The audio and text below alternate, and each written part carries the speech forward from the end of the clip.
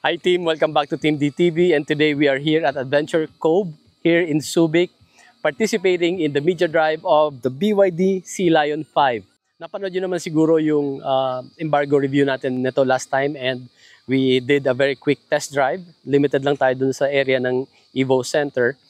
So this time we will have that realistic driving scenario from BYD Manila Bay all the way here to Subic. And what's new to our review this time is that si Madam Pea, ayan may hawak ng camera ngayon, is going to participate in actually driving the BYD Sea Lion 5, and we will hear from her a perspective from a lady driver.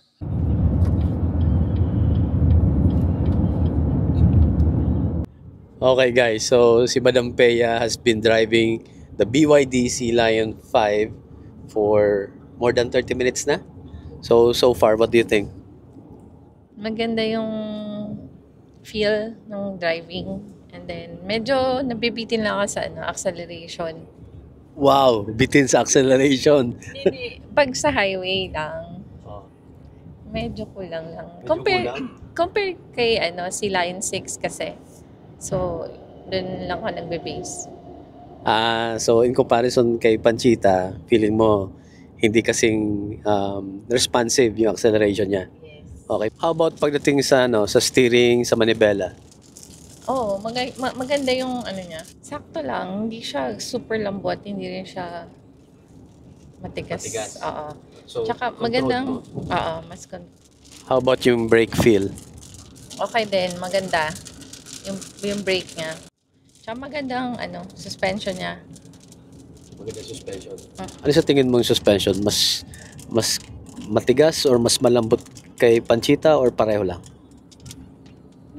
Parang the same lang. Pareho lang. Mm-mm. So guys, tatlo kami dito. Kasama namin si AB sa likod. So tatlo kaming full-size adults. And yun, sabi ni Madam Pea, okay naman daw yung suspension. Mamaya ako naman magdadrive. Tingnan natin. I will give you my own opinion.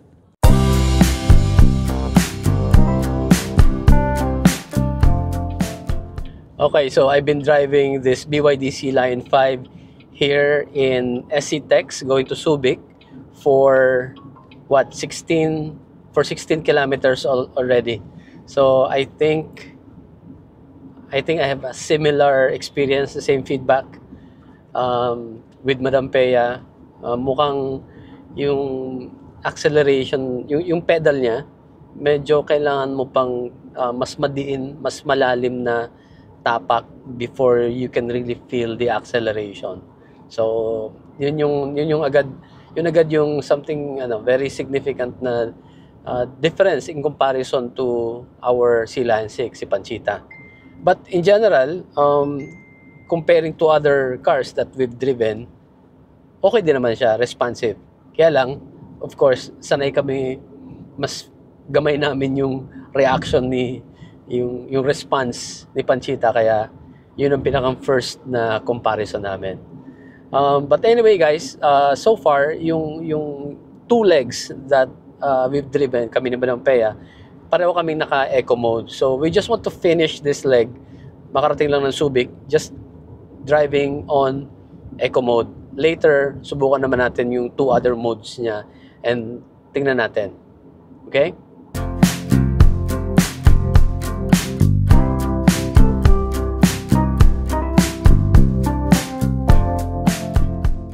Hey guys, so we are now on our way back to Manila, and si Madam Pea ulit ang nagdadrive. Nandito kami sa SC Tex. So this time, papakiramdaman naman natin yung different driving modes. So si Madam Pea naka-eco mode right now, and then ililipat ko sa normal ha. So nandito yung switch for the drive mode. So right now, eco, ilipat ko sa normal. Okay. Ayun, take effect na. So, actually, sinubukan niya na to kanina. So, galing sa eco mode to normal, anong pakiramdam mo? From eco mode, siya, parang mas smoother yung takbo mo pagka nasa normal. Mas smoother.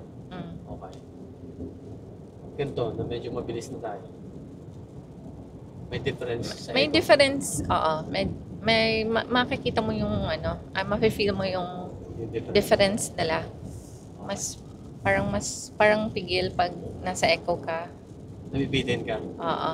So for example, kung ganito tayo as a family magda-drive long drive, sa tingin mo saan ka mas comfortable na saan mo mas gusto magstay? Eco mode or normal? Normal. Normal. Oo, lalo na pag maluwag yung dire-diretso lang. Okay. Sige, later subukan naman natin yung sport mode. Paakyat tayo. So from normal ilipat ko sa sport, okay? Di ko masyado makita rito. Ayun, sport. So guys, pag nilipat mo sa sport, mapapansin mo yung instrument cluster dito nagiging color red. So kumusta? Much better. Mas gusto mo? Mas powerful siya na aggressive. Okay, mas okay. Mas okay. Mm-mm. So pag gantong long drive, mas gusto mo Yeah. diyan ka magstay o sa normal? Sa sport. Sa sport talaga? Pero pag city driving na, yung traffic na, mas okay na ako sa normal. Wow, gusto mo talaga aggressive driving So, question. Si Panchita, madalas naka-eco mode lang tayo. Sa tingin mo, sa 3 modes nitong Sea Lion 5, alin ang katumbas ng eco mode ni Panchita? Normal, siguro. Yung normal. Mm-mm. Okay, so yung normal nito, parang eco mode ni Panchita. Okay. Hey guys, so now it's my turn to drive and we are now in NLEX. So medyo refresh ko lang kasi for today, ngayon pala ako nag-drive for today, so medyo nire-refresh ko lang yung feeling ng eco mode. So ngayon, ilipat ko na siya sa normal. Ayan, normal mode. Okay, so after a few kilometers in normal mode, mas maganda na nga yung yung takbo. Yung unang tapak mo, hindi siya ganun ka-responsive. I'm trying to imagine kung naka-gas engine ako, para bang kung gagamitin ko yung RPM, parang nasa may mid-range siya. Siguro pagka mga bandang ramdam mo yung yung power niya sa bandang 2.5 to 3,000 RPM. Iba na, mas matulin. Pero yung initial reaction niya sa bandang mga, let's say, 2,000 RPM, parang halos the same lang sa eco mode. You guys understand what I'm trying to say? I would agree kay Madam Pea na yung normal mode ng Sea Lion 5 is about the same as the eco mode ng Sea Lion 6. So medyo malakas ang ulan, mabagal ang takbo namin. Subukan ko mamaya pag medyo buwelo, subukan natin mag-sport mode. Coming from the toll gate, nag-sport mode na ako para ma-feel natin yung acceleration. So medyo meron na nga, ramdam ko na yung difference. So, lipat muna tayo dito sa overtaking lane.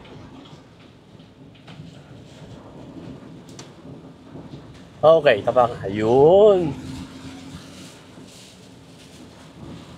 Bilis. Ang bilis natin nakakit ng 80. Coming from mga 40. So, yeah, definitely. Ramdam na ramdam mo na coming from eco mode to sport and even from normal to sport. Kasi sa pag-step mo pa lang talaga sa accelerator, iba na yung response niya. Okay. The good thing about it is, sa tingin ko feeling ko pag nag-city driving, matipid to. Kasi pigil yung takbo niya pag naka-eco mode. And then if you want to drive, to have a more fun driving, then you can just switch to sport mode. Ayan, mas okay nga ang sport mode. So, ang daling laruin, sarap laruin between 40 to 80. Pag ganun-ganun, iba ang response. Panchita, our C-Line 6, can take us 6 to 7 kilometers per kilowatt hour in city driving in real heavy city traffic. That's about 7 kilometers per 11 pesos if I am charging at home. That's about 1 peso and 50 cents per kilometer. Compared to our previous gas cars, they can only reach 5 kilometers per liter or 10 pesos and 40 cents per kilometer. That's a big savings, right? However, with the BYD C-Line 5 with a more controlled eco mode and being lighter in weight, I bet this is even more efficient. That's the advantage that I can see when you use the eco mode of the C-Line 5. And if you feel you need more power, you can switch to normal or sports mode anytime. That's the beauty of this technology. You get the best of both worlds. Okay? So, I think hanggang dito na muna tayo guys kasi I want to focus on my driving kasi malakas ang ulan. Okay? So, I hope you enjoyed our video, our second review of the BYD C-Line 5. Again, if you are looking for more details about the features of the C-Line 5, kindly watch our first review, the launching. So, nandun ng details ng features nito. So, alright. Thank you guys for watching. And as always, please drive safe. Bye. Please do not forget to follow our social media accounts. We are on YouTube, Facebook page, Instagram, and TikTok.